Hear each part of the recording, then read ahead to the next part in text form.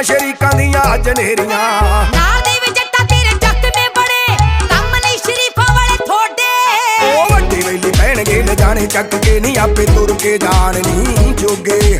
ਵੱਡੇ ਵੇਲੇ ਪੈਣਗੇ ਲਿਜਾਣੇ ਚੱਕ ਕੇ ਨੀ ਆਪੇ ਤੁਰ ਕੇ ਜਾਣ ਨੀ ਜੋਗੇ। ਉਹ ਫੜਿਆ ਦੇ ਨਾਲ